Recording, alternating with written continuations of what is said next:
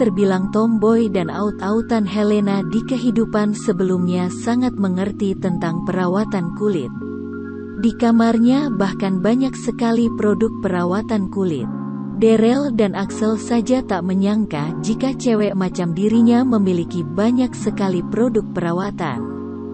Tapi meskipun begitu, ia sama sekali tak bisa memakai makeup, jangankan merias wajahnya, memakai alis saja seperti ulat bulu. Setelah itu Helena menjadi trauma memakai make-up karena merasa wajahnya mendadak aneh. Helena memilih berbagai macam produk mulai dari pencuci muka sampai dengan masker berbagai jenis. Sebelumnya ia sudah lebih dulu mengetahui jenis kulit wajahnya sekarang kusam dan berminyak. Jadi ia memilih produk yang memang sering ia pakai di kehidupannya yang dulu saat kulitnya dalam kondisi yang sama.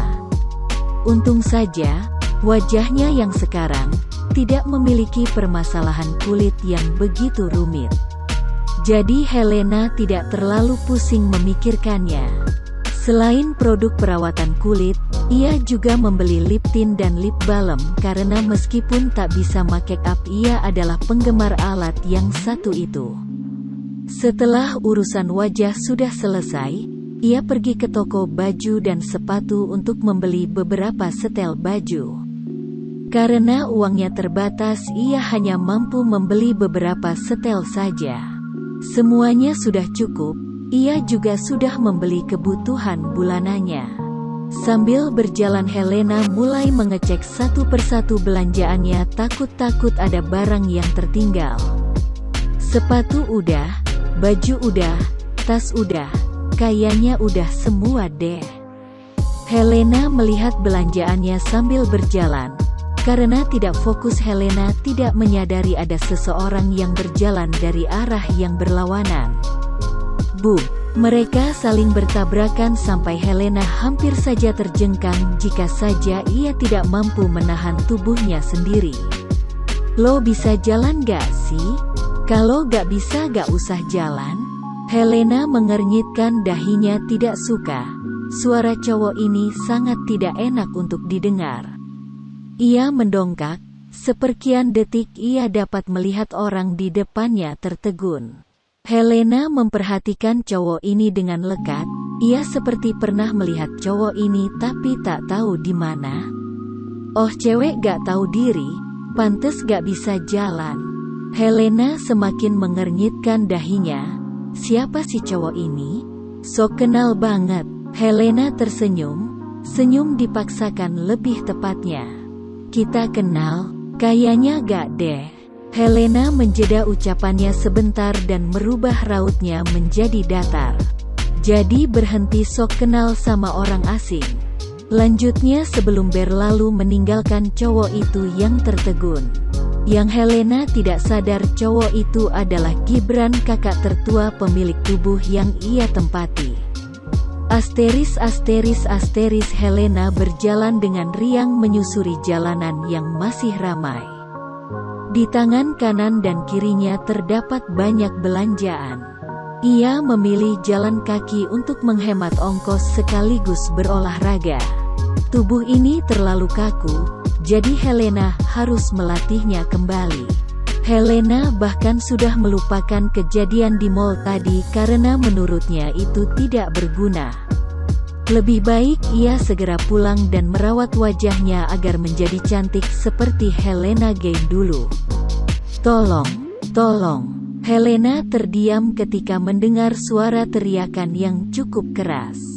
Karena penasaran, ia memilih mendekat untuk memastikan suara itu benar manusia atau setan yang usil sedang main drama.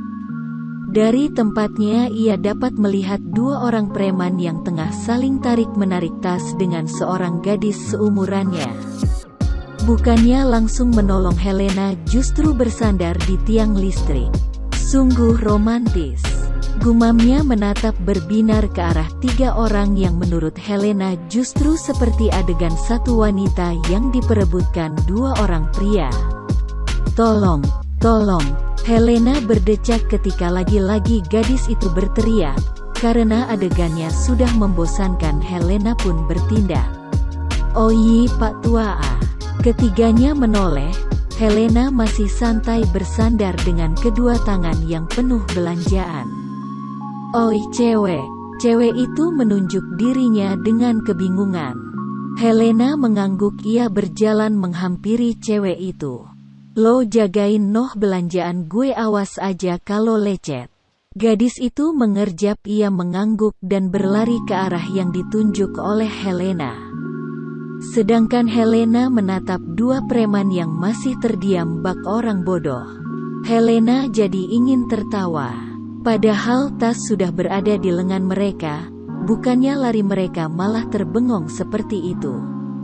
"Pak Tua, apa kalian akan diem aja kayak orang beg?" Kedua preman itu mengerjap kebingungan. "Hah? CKK, apa kalian gak akan lari?"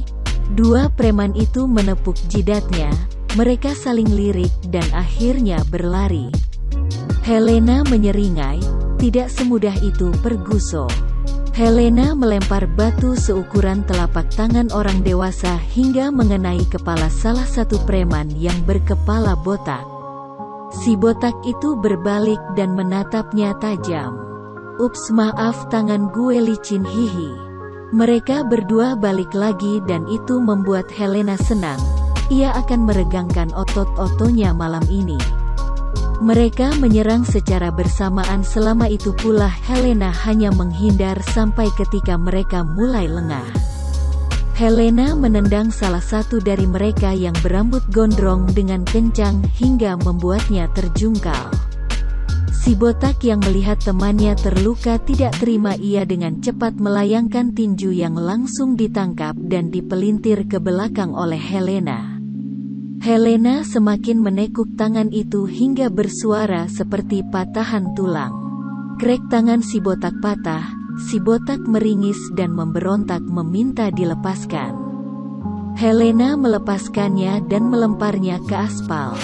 Ternyata mereka tidak menyerah. Si Gondoreng yang sempat terjungkal tadi mulai kembali beraksi. Sekarang dia menggunakan sebuah pisau lipat yang entah berasal dari mana. Helena menyeringai. Ia terus menghindar ketika si Gondoreng menusukkan pisuannya secara asal tanpa ilmu sama sekali. Wajahnya juga sudah ketakutan. Jadi dengan mudah Helena bisa merebut pisau itu dari tangan si Gondrong dan ikut mematahkannya. "Ampun Nona, ampun." Helena melotot tajam. "Siniin tasnya." Dengan ketakutan mereka memberikan tas berwarna merah itu ke tangan Helena. "Kalau sampai gue lihat kalian ngerampok lagi, gue patahin leher kalian.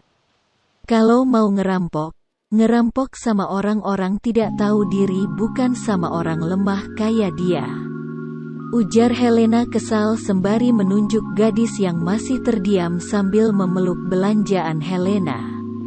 Kedua preman itu refleks memegang leher mereka secara bersamaan. Mereka mengangguk dengan cepat. "Kami gak akan merampok orang lemah lagi Nona."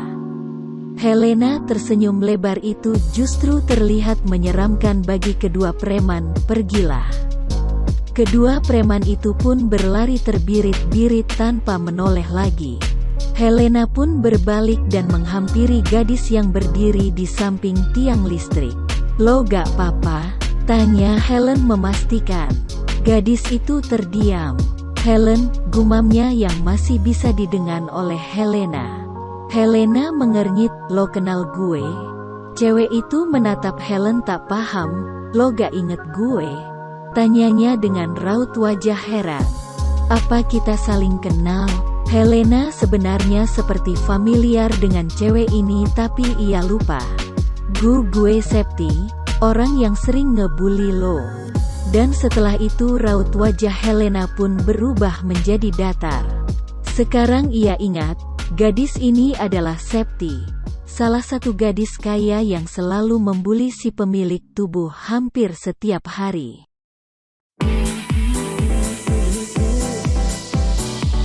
See you in the next story. Thank us for listening. Don't forget to like.